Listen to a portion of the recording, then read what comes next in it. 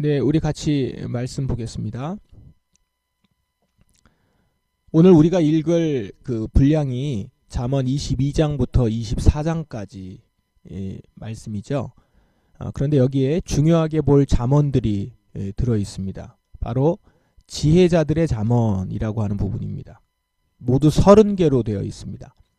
오늘 우리가 특별히 봉독한 부분부터인데요. 22장 17절을 보시면 귀를 기울여 지혜자의 말을 들어라. 나의 교훈을 내 마음에 두어라. 이렇게 시작을 해요. 그렇게 시작해서 20절에 보면 내가 너에게 모략과 지식의 말씀 30가지를 기록해 주었다. 이렇게 나오죠.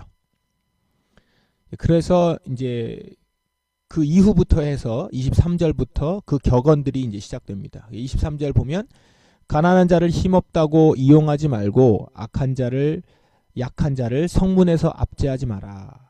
이렇게 시작해서 보통 2절 정도에서 길게는 5절 정도가 하나의 격언으로 되어 있습니다. 그래서 24장 끝까지 34절까지 30개의 격언이 나옵니다. 제가 30개가 나와 있는 것을 좀 구분해서 볼 수 있도록 새벽 기도가 끝나고 정리해서 교회 카톡방에 알려드리겠습니다. 30개의 격언을 크게 세 묶음 정도로 분류할 수 있습니다. 이건 그냥 임의적으로 분류를 한 건데요. 처음에는 앞부분은 일반적인 훈계가 나오는 한 묶음이 있습니다. 오늘 봉독한 부분이 거기까지입니다. 그리고 이어서는 자녀를 향한 훈계, 우리가 그 읽은 다음 부분부터 자녀를 향한 훈계가 한 묶음 나오고, 또 자녀를 향한 훈계이긴 한데 특별히 선인과 악인의 운명에 관한 훈계가 한 묶음이 나옵니다. 그런데 그러면 왜 30묶음이냐 이렇게 질문이 나올 수가 있는데요. 학자들은 이것에 대해서 고대 이집트 왕국의 지혜 모음집이 있는데 아멘에모페의 교훈이라고 하는 모음집이 있습니다. 이것과 아마 연관이 있을 것이다 라고 봅니다. 이 교훈집 사이에 이 연관성, 이것에 대해서 이제 학자들이 굉장히 많이 연구를 했습니다. 그래서 여러 연구 결과가 있는데 여기서 그냥 정리해 보면, 당시 아멘에모페 교훈집이나 잠언에 지금 있는 30개의 교훈집이 그것들이 공통적으로 참고하고 적용할 만한 교훈집 장르가 있을 것이다. 이렇게 이제 추정합니다. 그러니까 이런 식으로 교훈집을 만드는 교훈집 장르가 있었을 것이다. 그래서 잠언을 정리한 서기관들도 이 교훈집 장르에 익숙한 사람들이었기 때문에 이 형식을 빌어와서 잠언을 썼을 것이다 라고 보는 겁니다. 그래서 이제 30개씩 묶는 게 하나의 어떤 장르인 거죠. 그래서 그런지 아멘에모페 교훈이나 잠언의 30개 교훈을 보면 비슷한 내용들이 들어있습니다. 유사한 내용들. 이것 때문에 이제 어떤 학자들은 아멘에모페 교훈을 그대로 가져온 것이다, 이제 이렇게 얘기를 하는 건데, 이제 유사한 내용들이 들어있습니다. 이걸 보면 당시에도 전형적이고 일반적인 지혜 말씀들이 보편적으로 존재했다라는 것을 우리가 좀 추측할 수 있습니다. 그리고 잠언은 그 지혜를 지금 공유하고 있는 것이죠.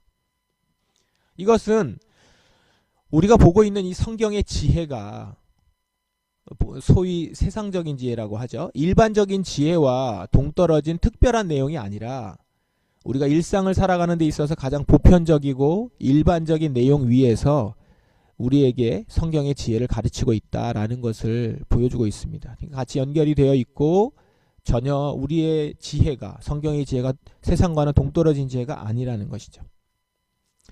오늘 하루 여러분들 이 지혜자의 30가지의 교훈을 좀 천천히 읽어보시기 바랍니다. 하나하나가 우리가 보통 얘기할 때 주옥 같다라고 할 만큼 하나하나의 내용들이 이렇게 콕콕 와닿지 않습니까? 그 내용을 쭉 읽어보시면 좋을 것 같고요. 특별히 부모 되시는 분들은 이 자녀를 향한 훈계 묶음이 이제 뒷부분에 나오는데 그것을 주목해 보시면 좋을 것 같습니다. 지금 이 시간은 우리 이 교훈들을 보는 데 있어서 가이드가 될 부분을 한 2가지 정도로 짚어보겠습니다. 첫 번째는 이 말씀을 듣는 자의 태도에 대한 부분을 잠깐 좀 봅니다. 17절 보세요. 귀를 기울여 지혜자의 말을 들어라. 이 부분은 서론인 부분입니다. 나의 교훈을 내 마음에 두어라. 18절. 그것들을 내 마음속에 간직하여 언제든지 입술로 말할 수 있다면 얼마나 좋을까. 여기 보면 말씀을 듣는 자의 태도에 대해 알 수 있는데요. 바로 말씀을 듣는 자는 들은 말씀을 마음에 새기려는 태도를 가져야 된다라는 것이죠. 들은 말씀을 마음에 새기려는 태도. 그러니까 마음속에 간직하려는 태도를 가져야 된다는 겁니다. 말씀을 들을 때 그걸 마음에 새기려 한다면 그 태도는 어떨까요? 어때야 될까요, 여러분? 내가 이 말씀을 지금 마음에 새겨야겠다. 우리가 주일에 갈망에 대해서 나눴지 않습니까? 영적 갈망. 이 태도야말로 정말 갈망하는 태도가 아닐까 싶습니다. 내가 지금 주님께서 하시는 말씀을 내 마음속에 새기겠다. 이것을 내가 정말 간직해야겠다. 라는 마음으로 말씀을 여러분 들어보세요. 그 모습이 어떨지. 지금도 이 새벽에 이거 나에게 생명이고 오늘 이 말씀이 나를 살리고 이 말씀이 나에게 복을 준다라는 것이 정말 와 닿고 아니면 그것을 바라면서 말씀을 보면 거기에 대한 그 태도 자체가 이미 갈망하는 태도겠죠. 정말 그 말씀을 잊지 않고자 그걸 새기려는 자세. 우리가 신명기 쉐마 말씀 아시죠? 그걸 아주 중요하게 여기고 그걸 읽는데 여기도 이 태도가 나옵니다. 이렇게 시작하잖아요. 이스라엘아 들으라. 우리 하나님 여호와는 오직 유일한 여호와이시니. 여기서 보세요. 이스라엘아 들으라. 들음을 강조하잖아요. 그리고 쭉 이어서 뭐가 나옵니까? 너는 이 말씀을 마음에 새기고. 이렇게 되어 있지 않습니까?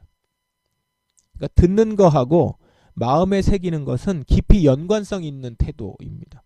그러니까 우리가 말씀을 듣는다는 것은 곧 그걸 마음에 새기려 해야 된다라는 겁니다. 이런 태도로 말씀을 대하는 것 중에 하나가 암송입니다. 말씀 암송은 그 말씀을 내 귀로 반복해서 듣고 그 말씀을 마음에 새기려 하는 행동인 거죠. 말씀을 한 번 듣고서 잊어버릴 수 있으니까 계속 되뇌이는 거거든요. 계속 되뇌이면서 마음에 새기는 거예요. 그게 암송입니다. 그런 의미에서 여러분들 다시 암송의 자리도 회복하시면 좋겠습니다. 우리의 영적 갈망을 불러일으키는 좋은 행위 중 하나입니다.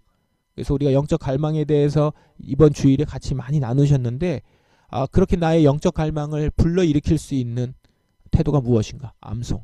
말씀을 계속 되뇌이면서 암송하면서 내가 이걸 마음에 새겨야겠다라고 하는 자세죠.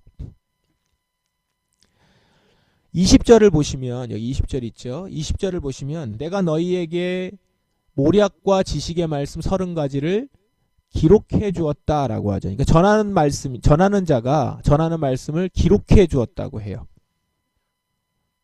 그리고 아까 우리 말씀을 들으라라고 하면서 그걸 간직하고 마음에 새기라고 했죠. 그러니까 말씀을 듣는 자는 그걸 자신의 마음에 새겨서 기록하는 겁니다. 말씀을 전하는 자는 기록해서 주었고 그 말씀을 듣는 자는 그거 말씀을 자신의 마음에 새겨서 기록하는 것이죠. 그러니까 전하는 자나 듣는 자나 말씀에 대해서 동일하게 갈망하는 마음으로 대했음을 기억하십시오. 자, 또 하나는 우리 이 잠언을 보면서 우리가 한번 주목해 볼 것은 지혜자들의 잠언을 보면서 여기에 보면 행동의 기준에 대한 부분이 좀 나옵니다. 행동의 기준.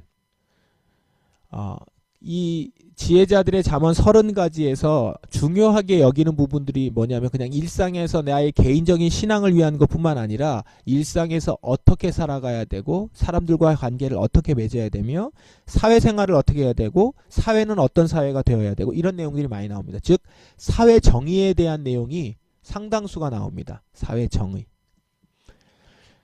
그러면 우리 성도들의 사회 정의에 대한 기준이 무엇이냐? 이 사회 정의를 이루는 데 있어서 우리는 어떤 기준을 가져야 되느냐? 하나님께서 기뻐하시는 일. 그게 우리의 기준이라는 겁니다. 일반적으로 우리가 세상의 사회 정의에 대해서 이야기할 때 다수가 만족하는 쪽으로 결정을 합니다. 그러니까 우리 이제 내일 수요일 독서 모임의 자유론에 대해서 우리가 같이 보게 되는데 거기에서도 이런 얘기가 나오죠. 그러니까 많은 다수들이 이익을 얻고 유익을 얻는 쪽으로 그렇게 가는 것이 이제 공동선이다라고 보거든요. 그러니까 사회 정의는 다수가 만족하는 쪽으로 결정을 하는 겁니다. 이게 이제 당연할 겁니다. 사회 구성원의 다수가 원하고 바라는 것을 이제 충족시키다 보면 사회 정의가 구현되는 쪽으로 가까이 갈 것이다 라는 거거든요. 그러나 잠언을 보면요, 잠언에서 보여주는 사회 정의의 기준은 많은 사람들의 요구를 따르는 것이 아니라 하나님께서 기뻐하시는 일, 그게 기준이라는 겁니다. 22장 22절에 보시면 가난한 자를 힘없다고 이용하지 말고 약한 자를 성문에서 압제하지 마라. 이게 첫 번째 지혜인데요. 그러면서 나오는 얘기가 여호와께서는 그들의 사정을 듣고 그들을 학대한 자들을 벌하실 것이다 라는 거예요. 그러니까 우리가 그렇게 하지 말아야 되는 이유, 약한 자를 성문에서 압제하지 말아야 되는 이유, 가난한 자를 힘없다고 그냥 이용하지 말아야 되는 이유는 사회 다수가 좋은 쪽으로 가려면 그렇게 하면 안 된다라고 하는 것을 넘어서서 하나님께서 그들을 바라보시고 그거를 좋게 여기지 않는다는 것이죠. 그래서 우리가 사회적인 행동들을 하게 되는 근거나 동기는 성도들에게 있어서는 하나님께서 그 일을 어떻게 보시느냐라는 겁니다. 겉으로 나타나는 행동은 그렇지만 이제 이것이 겉으로 나타나는 행동이 결과적으로는 일반 세상 사람들과의 행동과 비슷하게 나타날지 모릅니다. 보편적으로. 그러나 본질적으로는 우리의 행동의 동기는 하나님이라는 겁니다. 하나님이 그것을 어떻게 보시고 평가하시느냐. 심지어 이제 24장에 보시면 17절에 내 원수가 넘어질 때 고소하게 여기지 마라. 그가 비틀거려도 기뻐하지 마라. 여호와께서 그것을 보시고 불쾌히 여기시어 그에게서 진노를 거두실까 두렵다. 이렇게 나옵니다. 많은 사람들이 볼 때 원수가 넘어지고 엎드러지는 것은 사회정의가 실현됐다고 볼 수 있죠. 고소한 거예요. 그런데 성도들은 그 일조차 하나님의 기준으로 그분의 넓고도 큰 일을 생각하면서 행동해야 된다라는 겁니다. 그러므로 원수에 관한 일일지라도 마냥 기뻐하면서 박수칠 수 없습니다. 왜냐하면 하나님께서 기뻐하시지 않기 때문입니다.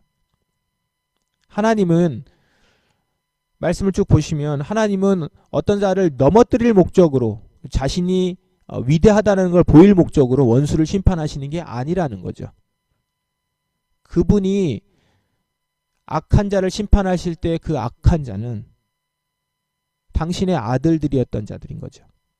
그들의 악함을 심판하실 때 하나님은 얼마나 마음 아파하실지 그걸 느끼게 된다면 우리가 결코 원수의 넘어짐을 고소한 일로 여길 수 없다는 거죠.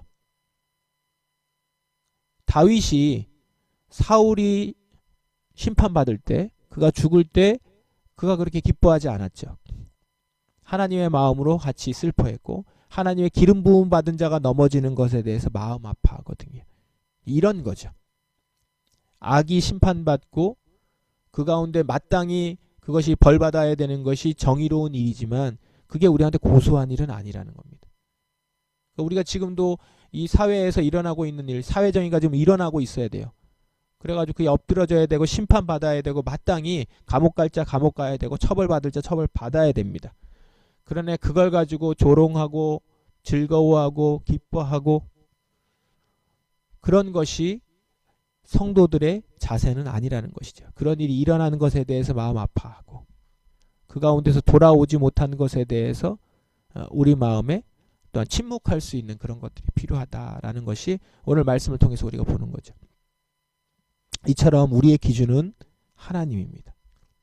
우리 성도들은 사회적 통념이나 이념을 넘어서서 하나님의 기뻐하심을 따라 행동합니다.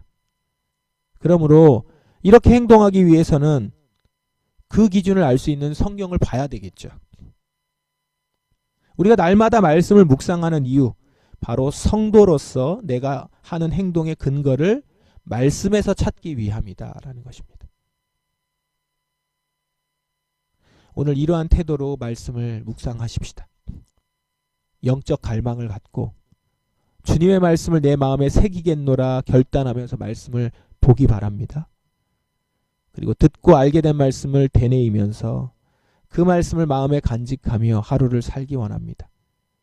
그 가운데 하나님의 기준이 내게 분명히 세워지고 그 세워진 기준으로 세상을 보며 또 그 기준으로 반응하고 행동하는 성도들이 되시길 바랍니다.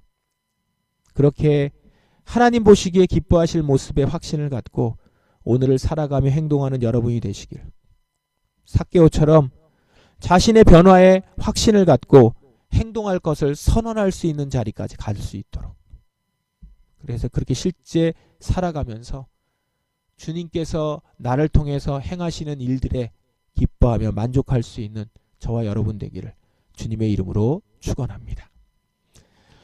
이 시간 같이 기도하겠습니다. 주님께서는 오늘도 제게 말씀하여 주십니다. 그리고 그 말씀을 저는 마음에 새기겠습니다. 오늘 제게 말씀하여 주십시오. 오늘 내가 하루를 살아가면서 만나게 될 여러 일들도 주님의 아들로서, 성도로서 행하게 하소서. 그리고 그렇게 보게 하소서, 판단하게 하소서. 주님, 영적 갈망을 갖고 제가 주의 말씀을 듣고 보기 원합니다. 주여 제게 말씀하여 주시옵소서. 주의 종이 듣겠나이다.